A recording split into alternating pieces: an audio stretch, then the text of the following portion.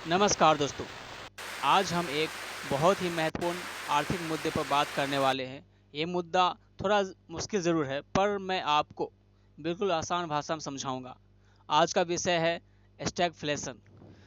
Stagflation नाम थोड़ा नया है ना, पर इसे समझना बहुत ज़रूरी है क्योंकि ये हमारी अर्थव्यवस्था और रोज़मर्रा की ज़िंदगी पर असर डाल सकता है।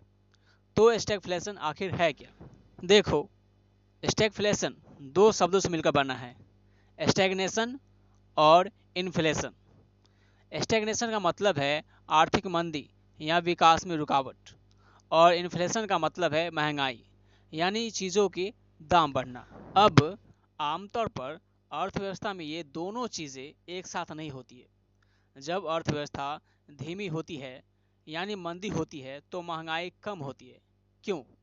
क्योंकि जब लोगों के पास कम पैसे होते हैं तो वे कम चीज़ें खरीदते हैं, और जब डिमांड कम होती है तो दुकानों और कंपनियों को दाम कम करने पड़ते हैं। ये तो सीधा हिसाब है। ठीक इसका उल्टा, जब अर्थव्यवस्था तेज़ी से बढ़ रही होती है, सबके पास काम है, पैसे है, तो लोग खूब खरीदते हैं, डिमांड बढ़ती है और कंपनियां दाम बढ़ा सकती है। तो तेज़ विकास के साथ महंगाई बढ़ती है। लेकिन स्टैगफ्लेशन में समझो कुछ गड़बड़ हो जाती है। अर्थव्यवस्था भी धीमी पड़ जाती है, विकास रुक जाता है और साथ ही महंगाई भी बढ़ती रहती है। ये बड़ी अजीब स्थिति है और इसी को हम कहते हैं स्टैगफ्लेशन। अब सवाल ये है कि स्टैगफ्लेशन होता क्यों है? ये क्यों इतना मुश्किल है? इसके कई कारण हो सकते हैं, पर मैं आपको कुछ मुख्य कारण सरल भाषा में समझाता हूँ। पहला कारण है सप्लाई शॉक। सप्लाई शॉक का मतलब है कि अचानक किसी ज़रूरी चीज़ की सप्लाई कम हो जाए। इसका सबसे अच्छा उदाहरण है पेट्रोल या तेल की कीमत बढ़ना। सोचो, अगर अचानक पेट्रोल बहुत महंगा हो जाए तो क्या होगा? गाड़ी चलाना महंगा हो जाएगा, सामान ढोना महंगा हो जाएगा, हर चीज़ की ट्रांसपोर्टेशन कॉस्ट बढ़ जाएगी। इससे खाने पीने की चीज़ों से लेकर हर सामान के दाम बढ़ने लगेंगे। ये हो गई महंगाई। और दूसरी तरफ जब तेल महंगा होता है तो कई उद्योग मुश्किल में आ जाते हैं। कंपनियां कम उत्पादन कर सकती है, लोगों की नौकरी से निकालना पड़ सकता है। इससे अर्थव्यवस्था धीमी हो जाती है, विकास रुक जाता है।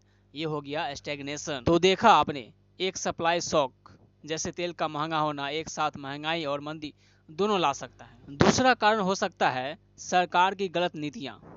कभी कभी सरकारें कुछ ऐसी नीतियाँ बना देती है जिससे स्टैगफ्लेशन हो जाता है। मान लो सरकार ने बहुत ज़्यादा पैसा छाप दिए या बहुत ज़्यादा कर्ज ले लिए, लेकिन अर्थव्यवस्था सुधारने के लिए सही काम नहीं किया, तो क्या होगा?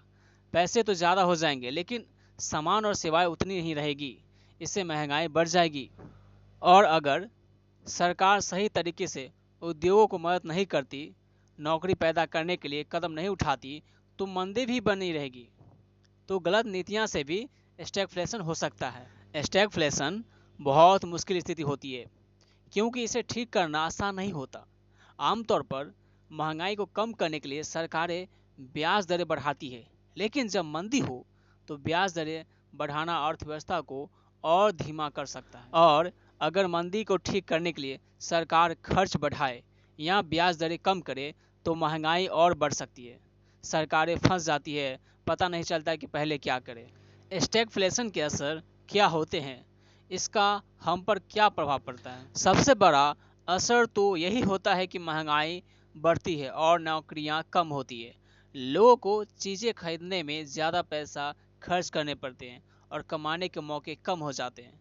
यह आम आदमी के लिए बहुत तकलीफ देह होता है। कंपनियां भी मुश्किल में आ जाती है, उनकी लागत बढ़ती है और डिमांड कम हो सकती है। इससे अर्थव्यवस्था में अनिश्चितता और बढ़ जाती है। तो दोस्तों, ये था स्टैगफ्लेशन। उम्मीद है कि आपको ये समझ में आ गया होगा। अगर आपको समझ में आ गया होगा तो आप इस वीडियो को लाइक करें और हमारे चैनल को सब्सक्राइब करें। मिलते हैं दोस्तों अब अगले वीडियो में।